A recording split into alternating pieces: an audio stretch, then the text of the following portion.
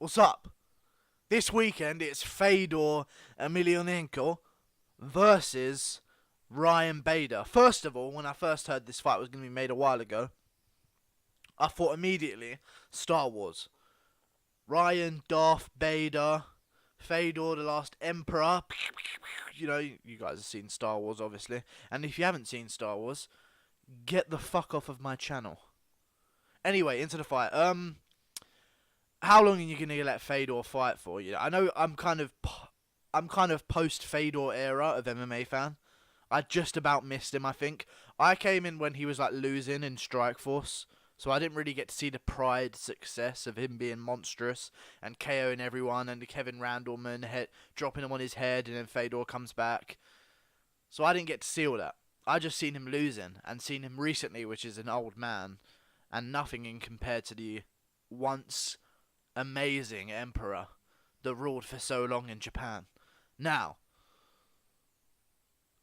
even though he's an old man, he has knocked out Frank Mir and he's knocked out Chael Sonnen in the quarterfinal and the semi-final of this tournament. We'll get to Ryan Bader, but for right now we need to address the Emperor. How long are you going to let him fight for? Is this going to be his last fight? Because I'm sure there's some kind of legal thing where once you've had so many fights and once you're so old, commissions must just be like, look man, we can't fucking sanction you. You're gonna do your hipping getting into the octagon. You know, when are we gonna get to? Do we have to get to the point where Fedor's doing his walkout with his carer or nurse next to him, doing his walkout for him? You know, just holding him by the elbow, helping him into the ring. Is that the point we're gonna get to, or is this gonna be his last fight? This could be Fedor's last fight, guys. Not even joking. And I think he's going to lose it as well. Because Ryan Bader, here's something about Ryan Bader. He could easily compete in the UFC's light heavyweight division. He just seeked to go somewhere else for financial gain. That is perfectly fine. He could easily compete in the light heavyweight division. I mean, Ilir Latifi's in the top 10 right now. Ryan Bader KO'd Ilir Latifi. Stiff. With a beautiful knee. He also has fought John Jones, looked somewhat competitive, but obviously not. You're not going to get John Jones like that. Yeah, he could easily. He's one of these Bellator guys in Ryan Bader that could easily compete in the top 10 in the UFC, and you have to respect it. He's also, weird as it sounds, the biggest fighter in this heavyweight Grand Prix they're doing in Bellator, despite being a light heavyweight. Obviously, that's because Rampage Jackson, middleweight light heavyweight. Chael Sonnen, middleweight light heavyweight. None of these guys in the Grand Prix so far have really been heavyweights. King Mo was a light heavyweight. Who else was there? Mitrione heavyweight. There's a few guys. Roy Nelson, obviously. Obviously, Roy Nelson's a fucking heavyweight. Jesus Christ, we can see that. And Fedor, obviously, the realest of heavyweights. But Fedor's a small guy for heavyweight. You know, he's like a Cain Velasquez-sized heavyweight. But just raw, explosive power. Fedor has to win this fight in the first round. I think Ryan Bader going to push Fedor up against the fence, show him some new school tricks, and those tricks, I mean, hold you against a cage and wear out your arms for a bit, and hope that the power leaves you in the second and third round because you're fucking 60 years old. That's what Ryan Bader's going to do. Wear him against the cage, try and take him down. I doubt he wants any of the striking engages where they're swinging wildly in the first round, because that's Fedor's chance. If Ryan Bader plays his game, the wrestling, smushing game, well, then Fedor doesn't have a chance. But if he plays that, alright, time to get my ego back and try and swing with Fedor, you're gonna end up fucking dead in the octagon for the first time. The first guy who's ever died might be Ryan Bader if he tries to swing with Fedor. Because Fedor, man, the age takes away some things, but one thing it doesn't take away for heavyweights is that power in his fists, man. He's a big fucking cunt and he hits very fucking hard. And you gotta respect Fedor for that. But yeah, the first time I looked at this, I thought Ryan Bader's one of those Bellator guys that could compete in the UFC right now in the top 10, top 5. Gegard Mousasi is another one of those guys. Rory McDonald is another one. Rory McDonald has a win over Tyron Woodley. You know, and not a fucking before his prime Tyron Woodley. This was Tyron Woodley at the top of the division. Rory McDonald just outclassed him, outworked him, put a pace on him against the fence. I don't know if you've seen that fight, but Rory McDonald's just teeing off on him. Made Tyron come out desperate in the last round. It was crazy. I mean, some of these Bellator guys, you can't sleep on them, man. You cannot sleep on them, and I think Ryan Bader's going to go out there and shut down Fedor, as much as it hurts me to say. I'd love to see Fedor win, because it creates so many more interesting matchups. You know, if Fedor wins, the winner of Chuck versus... not... I'm sorry for even mentioning Chuck Liddell's name. I never want to see him fight again.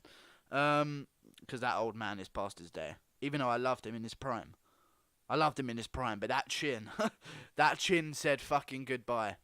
You know, as soon as he got knocked out after the Rashad Evans fight, his chin fucking packed up and left.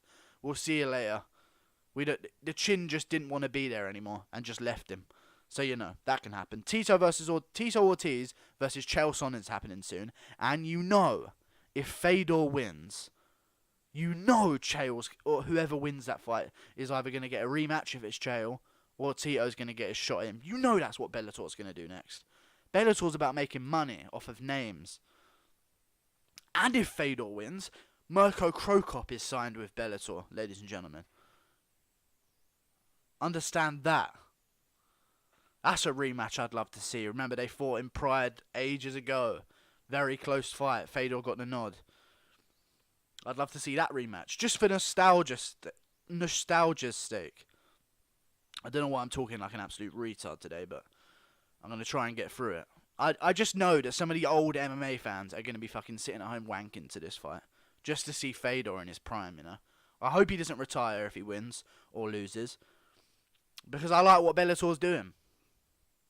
All these heavyweight names that the UFC doesn't want anymore, or never wanted in the first place, or just could never get their hands on.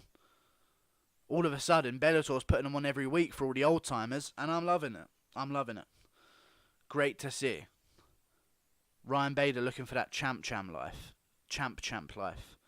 And I think he's going to succeed in doing so. I think he's going to beat Fedor either by third round or second round TKO, late in the second round. It'll be in the second half of the fight by TKO, due to ground and pound, or submission. Actually, that's a big ask. Maybe ground and pound. Or Fedor's going to come out, they're going to swing like absolute fucking morons in the middle of the fucking octagon, and Fedor's going to clip him. You know Fedor, when he fucking Deontay Wilder's into his punches, like he throws his fucking whole body behind his shots and says, oh, footwork, oh yeah, I'm not going to use that. I'm just going to fling my fucking torso towards you, and there's going to be a punch in front of it, and you're going to die if it hits you. So yeah, I'm excited for this fight. But I think Ryan Bader gets it done. But I'd love to see Fedor win. That's a good fight. Let me know what you guys think in the comments. Yeah, I'll be streaming this event as well, if you've made it to the end of the video, which is a mission in itself. I'll be streaming this event live, Fight Companion. So, tune in. I'll be here. I can't wait. I'll probably just do the main card because, let's face it, there's no one fucking else on the card. There used to be Gegard Mousasi who was on the card. Gegard Mousasi was on the card. I was excited for that, but now we've just got Aaron Pico, Enchilada. Enchilada? Enchilada. Aaron Enchilada or something. Enchilada. What is it? What the fuck is an enchilada? Enchilada. Okay, some kind of burrito, I guess. Alright, I don't know why that's in my fucking head. Warren Archuleta and TJ Dillashaw is going to be in the corner of Warren Archuleta, and they both train with him, Aaron Pico and Archuleta. So I'm expecting both of those guys to win. I don't think they deserve their own. I don't think they deserve their own breakdown video, because you know this channel only deals with the high quality. So yeah, Bader by decision or TKO in the second half. Look for it, guys. Look for it. I'll see you later. I'm assuming that Bader's going to be a heavy favourite as well. But yeah, Bellator, if Fedor wins, lots of fun to have with some of the matchups. And maybe even if Bader wins and it's devastating and he becomes a star off of it, maybe they can have some fun there. But I want to see Fedor win, man. There's something about an old man coming back and whooping a guy in his prime. just after his prime, but still reasonably in his prime compared to Fedor. Something about that just grinds my gears, you know? Gets my testicles nice and... Anyway, like and subscribe, guys. I love you. I don't really.